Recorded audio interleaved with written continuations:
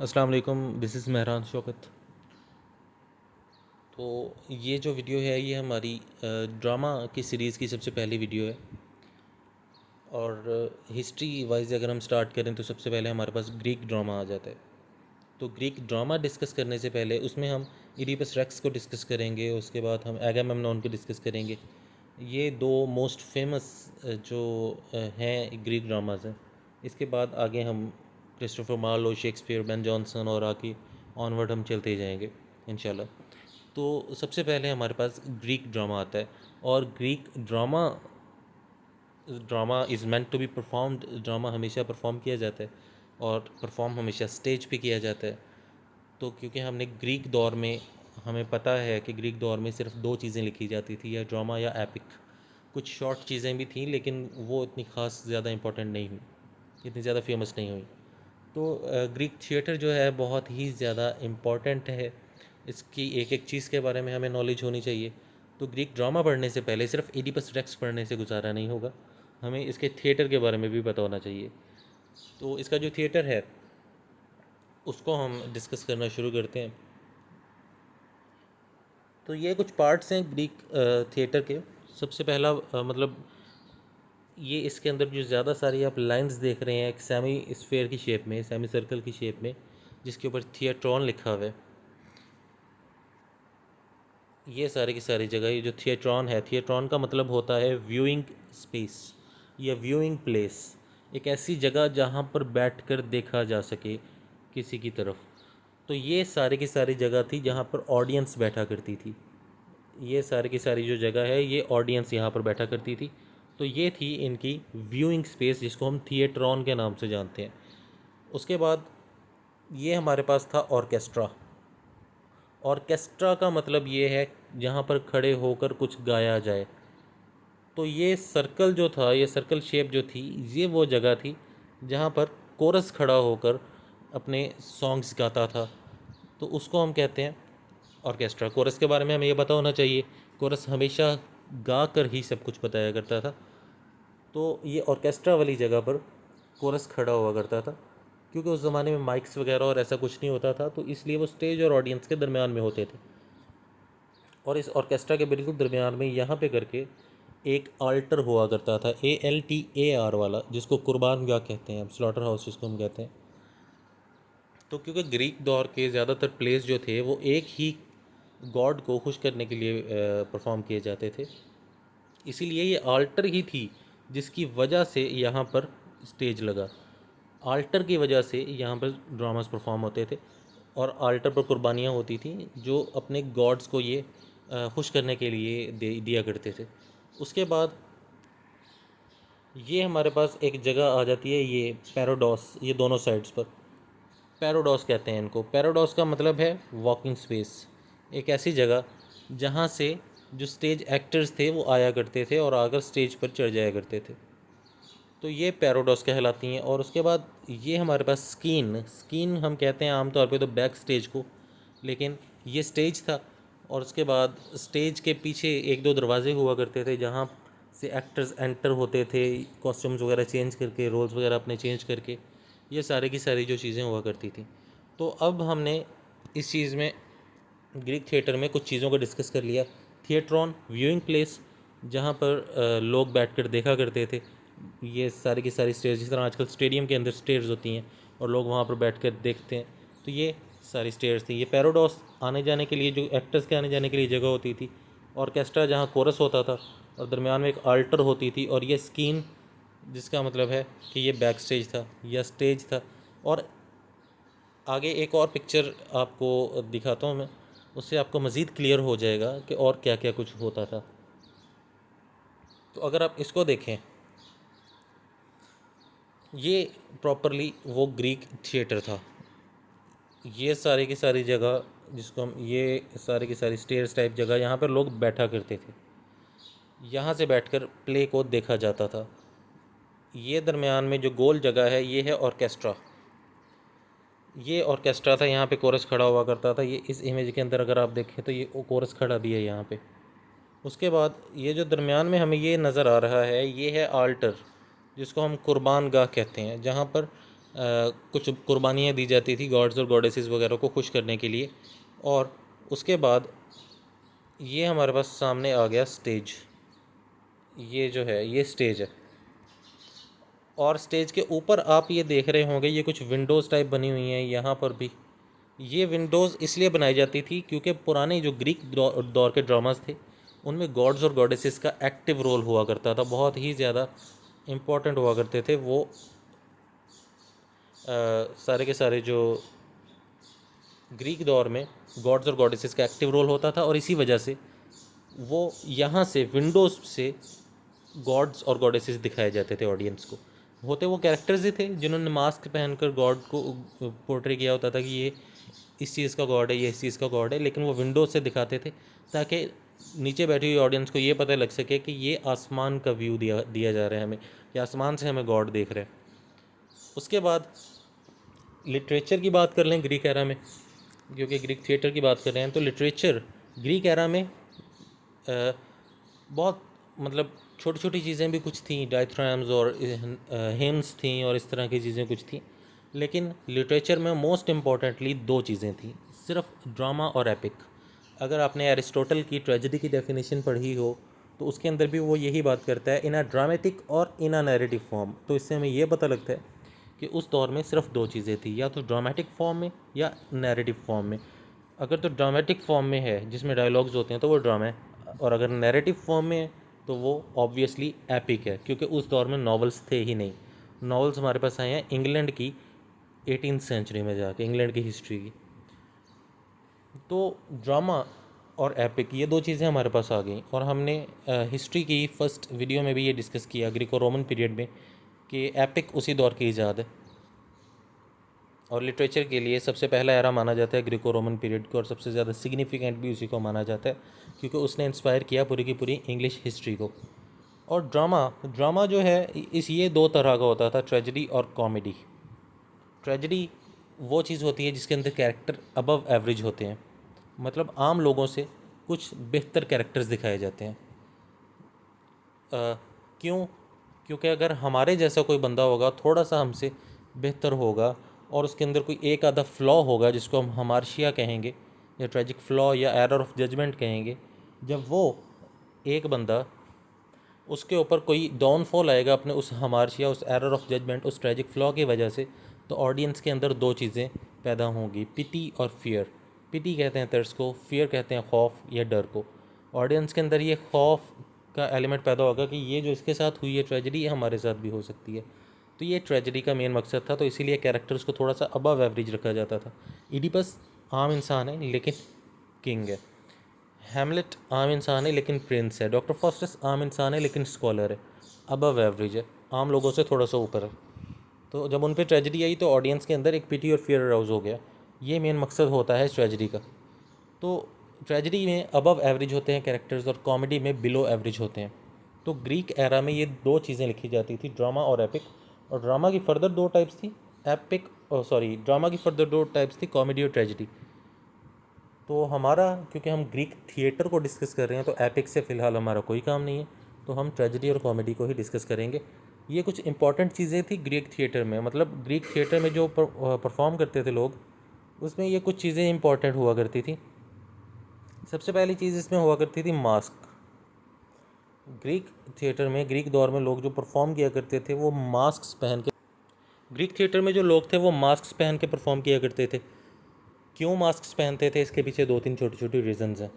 सबसे पहली रीज़न कि अब कई दफ़ा किसी ड्रामा में एक औरत का कैरेक्टर करना होता था, और उस ज़माने में औरतों के लिए ममनू था परफॉर्म करना स्टेज पर। इनफैक्ट शेक्सपियर के ड्रामाज में भी कोई परफॉर्म नहीं करता था, कोई फीमेल परफॉर्म नहीं कर सकती थी। तो फीमेल्स के कैरेक्टर शेक्सपियर के दौर में और ग्रीक दौर में कुछ यंग लड़के हुआ करते थे जो शेक्सपियर के वुमेन के कैरेक्टर्स को पोर्ट्रे किया करते थे। तो इसलिए वो मास्क पहना करते थे ताकि ये ना पता चले कि ये लड़का है, ये लड़की। सेकेंडली, मोस्ट इम्पॉर्टेंट चीज़ इसके लिए मास्क यूज़ किया जाता था। ग्रीक एरा में एक्टर्स उनके पास कम हुआ करते थे, 3 से 4 एक्टर्स हुआ करते थे, लेकिन उन्होंने रोल्स जो थे 10-12 निभाने होते थे। एक ड्रामा अगर हम इडिपस टेक्स्ट पढ़ें उसके अंदर हमारे पास 10-12 एक्टर्स हैं, 10-12 रोल्स हैं। मैसेंजर, इडिपस, टायरेसियस, उसके बाद हमारे पास जो कैस्टा का कैरेक्टर है, शेफर्ड का कैरेक्टर है, या उसके अलावा क्रियॉन सॉरी हाँ क्रियॉन का कैरेक्टर है। तो इस तरीके से काफ़ी सारे कैरेक्टर्स थे। तो एक टाइम पे स्टेज पे 2-3 लोग ही रह सकते थे और उनके पास होते भी 3-4 ही एक्टर्स थे। तो वो फ़ौरन से जाके मास्क चेंज करके, ड्रेसिंग मास्क वही रहने देते थे, ड्रेसिंग चेंज करके वो परफॉर्म करने आ जाते थे। तो इसलिए मास्क यूज़ किया जाता था ताकि ऑडियंस को ये ना पता लगे कि ये वही कैरेक्टर है जो अभी परफॉर्म करके गया है। तो मास्क की ये सिग्निफिकेंस है। अभी मास्क को हम डिटेल में भी थोड़ा सा डिस्कस करते हैं, इनके पीछे रीज़न क्या थी। Secondly, high heeled boots. High heeled boots की जब भी ग्रीक थिएटर में उसका जिक्र आए तो इससे आपके माइंड में फ़ौरन ये बात जानी चाहिए कि ये ट्रेजेडी है। ट्रेजेडी के अंदर ट्रेजिक कैरेक्टर्स जो होते थे वो हाई हील्ड बूट्स पहना करते थे, ये उनकी निशानी होती थी कि ये ट्रेजेडी है।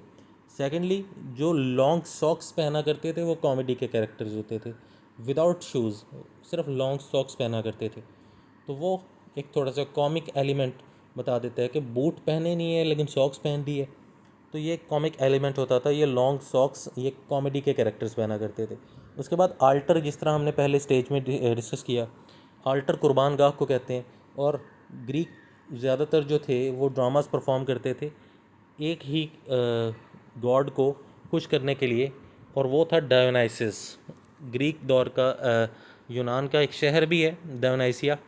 तो ये डायोनाइसिस या इसी का नाम था बैकस। इसको गॉड ऑफ वाइन भी कहते हैं, WINE, वाइन शराब। तो इसको गॉड ऑफ वाइन भी कहते हैं। तो आल्टर जो थी, कुर्बान गाह जो हमने देखा, ऑर्केस्ट्रा ये जो हमने देखा था यहाँ पर, ये जो दरमियान में कुर्बान गाह बनाई गई है, ये इसी को खुश करने के लिए, इसी डायोनाइसिस को खुश करने के लिए बनाई जाती थी। तो उसी आल्टर के लिए, उसी गॉड को खुश करने के लिए ये प्ले परफॉर्म होते थे। उसके बाद कोरस का एलिमेंट आ जाता है। कोरस का कैरेक्टर, कोरस कुछ एल्डर सिटीजन्स होते थे, एक शहर के बूढ़े लोग होते थे जो वहाँ पर दरमियान में ऑर्केस्ट्रा वाली जगह पर इकट्ठे होते थे और हमेशा गा गा कर बात किया करते थे। तो ये कोरस को भी हम आगे डिटेल में डिस्कस करते हैं। उसके बाद हम डिस्कस कर लेते हैं बैकग्राउंड ऑफ मास्क्स। तो आपने ये पिक्चर ज़रूर देखी होगी। एक स्माइली फेस है मास्क, और एक sad.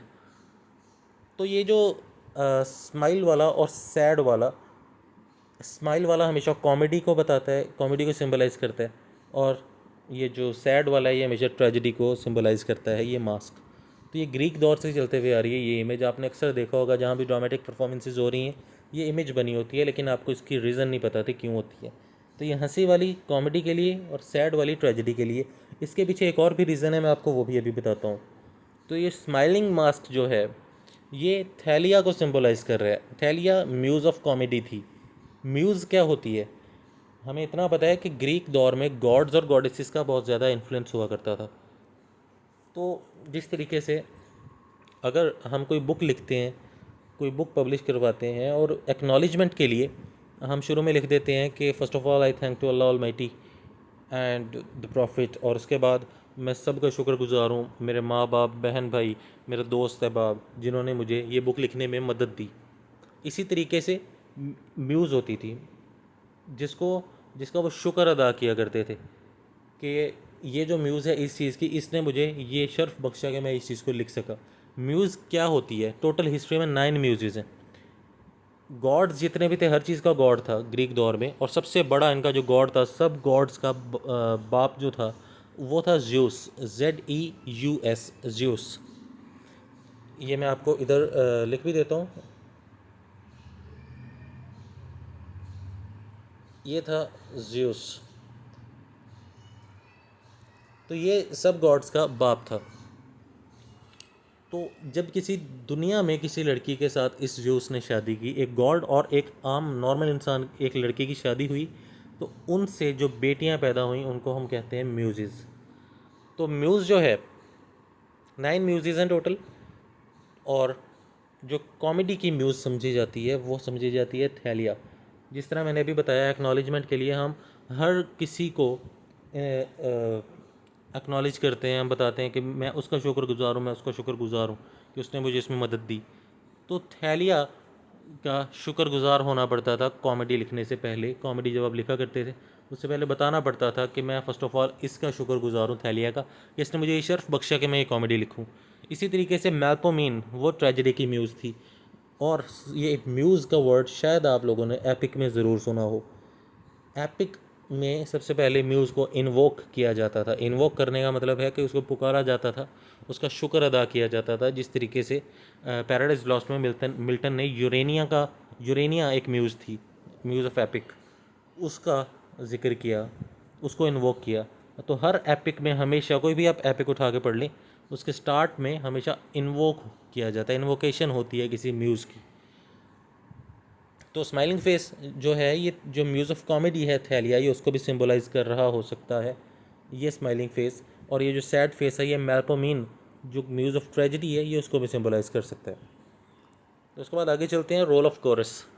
Coarse most important character था ग्रीक ड्रामा का। कोरस, जिस तरह मैंने बताया आपको, ग्रुप ऑफ एल्डर सिटीजन्स, ये एक ग्रुप हुआ करता था जो शहर के जितने भी बूढ़े लोग होते थे, वो उन सब का एक ग्रुप हुआ करता था। वो उस ऑर्केस्ट्रा वाली जगह पर दरमियान में इकट्ठे हो जाया करते थे आल्टर के पास, और वहाँ पर हमेशा गा गा कर कुछ बताते थे। तो ये ग्रुप ऑफ एल्डर सिटीजन्स था। Secondly, connecting the scenes, chorus का सबसे मेन रोल ये भी होता था, एक एक्ट एंड हुए तो उसके बाद कोरस गाना शुरू हो गया, गा गा के ऑडियंस को उस एक्ट की एंडिंग के बारे में बताना शुरू हो गया और अगले एक्ट की स्टार्टिंग के बारे में बताना शुरू हो गया। और ये कोरस वाहिद कैरेक्टर था जो डायरेक्ट स्पीकर्स टू ऑडियंस, ये डायरेक्ट ऑडियंस से मुखातिब होते थे। ऑडियंस को कैरेक्टर्स की इनफैक्ट वो बातें भी जो कैरेक्टर्स खुद नहीं बताते थे, उनकी इनर थॉट्स को भी ऑडियंस के सामने पोर्ट्रे कर देते थे। और उसके बाद प्रिडिक्ट अपकमिंग डिज़ास्टर, ये जब स्टार्ट होता था प्ले, हमेशा सबसे पहले कोरस एंटर होता था और एंड भी कोरस पे ही होता था। कैरेक्टर्स तो बाद में आते थे, परफॉर्म करते थे और पहले चले जाते थे, तो कोरस शुरू में भी होता था, एंड में भी। तो स्टार्ट में आते ही, जिस तरह एगामेम्नॉन जो एस्किलस ने लिखा था, एगामेम्नॉन के स्टार्ट में कोरस आकर बता रहा है कि ये मसला होने वाला है यहाँ पे, और इसी तरह से एगामेम्नॉन को यहाँ वापस नहीं आना चाहिए। और उसके बाद जाते हुए एंड पे होपफुल रहा, और कोरस ने कहा कि अब इसका बेटा आएगा ओरेस्टीज़, और वो आगे बदला लेगा एगामेम्नॉन का। तो ये सारी चीज़ें ऑडियंस को बताई कोरस ने। तो ये प्रिडिक्ट करते थे अपकमिंग डिज़ास्टर को, जो आने वाली कोई ख़तरा है आने वाला, उसको प्रिडिक्ट करते थे। उसके बाद कैरेक्टर की इनर थॉट्स को पोर्ट्रे करते थे, कैरेक्टर के माइंड में जो चीज़ें चल रही होती थी। जिस तरह एगामेम्नॉन में क्लाइटेमनेस्ट्रा का कैरेक्टर था, तो उसको पोर्ट्रे कर रहे थे ये लोग। आपने अक्सर ड्रामेटिक मोनोलॉग का नाम सुना होगा, रॉबर्ट ब्राउनिंग उसके लिए फेमस है। उसमें क्या होता था, दूसरा कैरेक्टर सामने होता था लेकिन वो जवाब नहीं दे सकता था। लेकिन इस केस में ये था कि दूसरा कैरेक्टर सामने है, कोरस भी स्टेज पे है, वो कैरेक्टर भी स्टेज पे है जिसके बारे में बात हो रही है, लेकिन कोरस डायरेक्ट ऑडियंस से मुखातिब होता था, तो इसलिए एक्टर को ये नहीं पता होता था ये मेरे बारे में बात कर रहे हैं। तो ये एक चीज़ थी कोरस की। और उसके बाद always sing not speak, chorus जो था वो हमेशा गा कर बात किया करता था, वो बोला नहीं करता था, नॉर्मल लैंग्वेज में बोलते नहीं थे, वो हमेशा गाते थे, गा के बात करते थे। तो ये रोल ऑफ कोरस था। आई होप कि आपको समझ आ गई होगी। उसके बाद कोरस और एक्टर्स को डिस्कस कर लेते हैं। सबसे पहले हिम्स परफॉर्म किया करती थी सबसे पहले हिम्स परफॉर्म होती थी। उसमें ग्रुप ऑफ पीपल होते थे, बहुत सारे लोग हुआ करते थे, जिसको हम कोरस कहते हैं आज की ज़ुबान में। उस टाइम पे स्टेज पे कोई एक्टर परफॉर्म नहीं किया करता था, वो लोग गा गा कर परफॉर्म करते थे हिम्स वाले। तो वो डायरेक्टली सिर्फ कोरस ही था, उसको हम हिम्स कहा करते थे। तो उसके बाद एक बंदा आया थेस्पीज़ नाम का। उस थेस्पीज़ ने सबसे पहले कोरस में जो लोग थे उनकी तादाद 50 मुख्तस कर दी। उसने कहा कि ये 50 लोग जो हैं, ये प्रेस्क्राइब कर दी उसने अमाउंट इन लोगों की। उसने कहा कि 50 लोग कोरस में हो सकते हैं, इससे ज़्यादा नहीं और इससे कम भी नहीं। और उसके बाद फर्स्ट एक्टर इंट्रोड्यूस उसने करवा दिया। इसका मतलब ये था कि स्टेज पर एक एक्टर एट अ टाइम हो सकता है जो कोरस से डायरेक्टली मुखातिब होगा। इससे पहले, क्योंकि मैंने बताया, कोरस जो था वो कुछ गाया करता था, या तो ख़ुद परफॉर्म किया करता था या उनके गाने से कोई और परफॉर्म किया करता था वहाँ पर, और वो कोरस से मुखातिब नहीं हुआ करते थे वो एक्टर्स। लेकिन बाद में थेस्पीज़ ने आके ये रूल चेंज कर दिया और इसने डायरेक्टली कोरस से बातें करना शुरू कर दी। ड्रामा के दौरान कोरस में से कोई एक बंदा बात कर लेता था उस एक्टर से, या फिर सारा का सारा कोरस भी जवाब दे देता था गा कर इकट्ठे। तो ये चीज़ थी कि उसने कोरस मेंबर्स 50 कर दिए और पहला एक्टर इंट्रोड्यूस कर दिया। इसके बाद एस्केलस आया जिसने एगामेम्नॉन लिखा था, और एस्टिया ट्रायोलॉजी जिसने लिखी थी। तो ये एस्केलस आ गया, इसने कोरस मेंबर्स को 50 से कम करके 12 पे कर दिया और 2 एक्टर्स इंट्रोड्यूस करवा दिए कि एट अ टाइम स्टेज पर 2 एक्टर्स बात कर सकते हैं कोरस से, और कोरस 2 एक्टर्स से बात कर सकता है। उसके बाद सोफोक्लीज आया, इडिपस रेक्स वाला। तो इसने 12 से बढ़ा कर कोरस की तादाद 15 कर दी कि अब कोरस में 15 लोग हुआ करेंगे, और 3 एक्टर्स इसने ऐड कर दिए इसमें। तो ये कोरस और एक्टर्स का कुछ जो चेंज किया गया, इसीलिए थेस्पीस जो था जिसने फर्स्ट एक्टर इंट्रोड्यूस करवाया, अगर ये क्वेश्चन आ जाता है कि who is the first tragedy actor, तो वो था Thespis, and who is the first tragedy writer, तो वो था एस्केलस। उसके बाद ये कुछ इंपॉर्टेंट चीज़ें हैं जो ग्रीक थिएटर में डिस्कस करनी चाहिए, जो बाकी थिएटर से अलग बनाती हैं इसको। सबसे पहली चीज़, off stage deaths in Greek theatre. Greek theatre में कभी भी स्टेज के ऊपर डेथ नहीं होती थी। इडिपस रेक्स आप ले लें, उसके अंदर जो कैस्टा की डेथ हुई ऑफ स्टेज हुई। एगामेम्नॉन आप ले लें, एगामेम्नॉन और कैसेंड्रा की डेथ हुई ऑफ स्टेज हुई, स्टेज के ऊपर डेथ किसी की नहीं हुई। इडिपस रेक्स में लायस का मर्डर हुआ, ऑफ स्टेज हुआ। तो ये स्टेज के ऊपर मर्डर उस ज़माने में नहीं हुआ करते थे। क्यों? क्योंकि ब्लड और थंडर का एलिमेंट जो था वो वहाँ पर नहीं इंट्रोड्यूस हुआ था अभी। तो ऑफ स्टेज डेथ्स हुआ करती थी ग्रीक थिएटर में, ऑन स्टेज नहीं होती थी। ऑन स्टेज आगे शेक्सपियर के दौर में आई। जिस तरीके से हैमलेट के अंदर कह लें काफ़ी लोग मर गए, गर्ट्रूड मर गई, क्लॉडियस मर गया, लेआर्टिस मर गया, हैमलेट खुद मर गया। तो ये काफ़ी सारी जो डेथ्स थी, ओफिलिया, ये ऑन स्टेज हुई। तो ये सबसे बड़ा फ़र्क था ग्रीक थिएटर का आज के थिएटर से। उसके बाद tragic hero does not die. Greek theatre में ट्रेजिक हीरो कभी भी नहीं मरता था, कभी भी नहीं मरता था। इडिपस रेक्स में इडिपस जिंदा है, एगामेम्नॉन में क्लाइटेमनेस्ट्रा जिंदा है, जिनके इर्द गिर्द स्टोरी रिवॉल्व कर रही है। या वैसे ओरेस्टीज को माना जाता है एगामेम्नॉन का हीरो, तो वो भी ज़िंदा है। तो ये चीज़ें जो हैं, मतलब वो ट्रेजिक हीरोज़ जो हैं वो मरते नहीं थे। इडिपस रेक्स में इडिपस द किंग, इसका जो पहला प्ले था इस ट्रायोलॉजी का, उसके अंदर उसने खुद को ब्लाइंड कर लिया और एग्जाइल हो गया। फिर एंटिगनी दूसरा प्ले आया। एंटिगनी में ये अपने एक दोस्त थीसिस के पास रहा।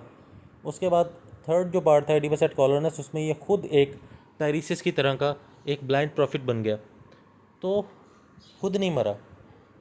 तो इसीलिए ये ग्रीक दौर में ये चीज़ हुआ करती थी कि जो ट्रेजिक हीरो था वो खुद नहीं मरता था। लेकिन शेक्सपियर ने आके इस चीज़ को बदल दिया, उसके ट्रेजिक हीरोज़ मर रहे हैं। ओथेलो ने सुसाइड कर लिया, हैमलेट को लेआर्टिस ने मार दिया, किंग लेयर अपनी बेटियों की बॉडीज़ के ऊपर मर गया।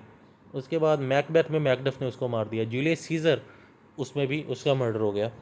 तो ये सारी की सारी जो चीज़ें, ये डिफ्रेंसीशन थी कुछ इनकी। उसके बाद no element of blood and thunder on the stage, ये मैं पहले भी बता चुका हूँ। क्योंकि ऑफ स्टेज डेथ्स होती थी ग्रीक थिएटर में, तो ऑन स्टेज होती नहीं थी। अगर ऑन स्टेज होती तो ब्लड और थंडर के एलिमेंट इनको दिखाना पड़ना था। इनको आइडिया नहीं था कि कैसे हम इस चीज़ को पोर्ट्रे करें, ब्लड के एलिमेंट को या बिजली चमकने के एलिमेंट को। तो उस ज़माने में ये चीज़ें फेमस नहीं थी। तो ये ब्लड और थंडर का एलिमेंट बाद में हमें रेनेसेंस एज में आके एक बंदे ने इंट्रोड्यूस करवाया। एक यूनिवर्सिटी विट्स का बंदा था जिसका नाम था थॉमस काइट, जिसने द स्पेनिश ट्रेजेडी लिखी थी जो अपनी रिवेंज ट्रेजेडीज़ की वजह से फेमस था। उसने ब्लड और थंडर का एलिमेंट इंट्रोड्यूस करवाया। उसके बाद active role of gods and goddesses. Greek दौर में गॉड्स और गॉडेसेस का एक एक्टिव रोल हुआ करता था अपने ड्रामा, नॉवल, पोइट्री, किसी भी चीज़। नॉवल नहीं होता था उस ज़माने में। ड्रामा में ट्रेजेडी हो या कॉमेडी हो या पोइट्री हो, उन सब चीज़ों में, एपिक्स में इनफैक्ट गॉड्स और गॉडेसेस लाजमी होते थे। और ट्रेजेडी में भी हमें पता है ग्रीक दौर में, जिस तरह मैंने अभी बताया, वो आल्टर पे जाके परफॉर्म किया करते थे, तो आल्टर डायनासिस की थी। तो गॉड्स और गॉडेसेस का एक्टिव रोल हुआ करता था। जिस तरह से अपोलो का जिक्र है एडिपस रेक्स में बार बार, अपोलो गॉड ऑफ सन है उनका, तो ये एक्टिव रोल हुआ करता था गॉड्स और गॉडेसेस का। ओरेकल ऑफ डेल्फी और ये सारी चीज़ें, वो सारी की सारी चीज़ें। उसके बाद role of fate and chance, किस्मत का बड़ा रोल हुआ करता था इडिपस रेक्स पे। सब कुछ इडिपस रेक्स कह रहा हूँ, सॉरी, ग्रीक ड्रामा में अक्सर लोग जो थे ग्रीक ट्रेजेडी में, वो किस्मत पे ही छोड़ देते थे सब कुछ, और किस्मत ये अक्सर एक लॉन्ग क्वेश्चन भी आ जाता होता है, एक सब्जेक्टिव टाइप क्वेश्चन भी आ जाता है कि role of fate and chance in Oedipus Rex या इन एगामेमनॉन। तो क्या इडिपस रेक्स पे जो उसका फॉल आया, जो उसका डाउनफॉल था, वो उसकी फेट थी या उसकी फ्री विल थी? तो इसके बारे में भी डिबेट करें, इस टाइप का क्वेश्चन आ जाता होता है पेपर में। तो ये भी एक बड़ी लंबी कन्वर्सेशन है कि ये फेट और चांस का जो रोल हुआ करता था ये बहुत ही ज़्यादा, क्योंकि गॉड्स और गॉडेसेस का एक्टिव रोल था, तो फेट का रोल वहीं पर ही होता है कि गॉड ने किया, हमारी किस्मत थी। तो इस तरीके से तो ये सारी कुछ इंपॉर्टेंट चीज़ें थी डिस्कस करने वाली। तो आई होप आपको ये सारी की सारी चीज़ें क्लियर हो गई होगी। थैंक्स अ लॉट, जज़ाकल्लाह।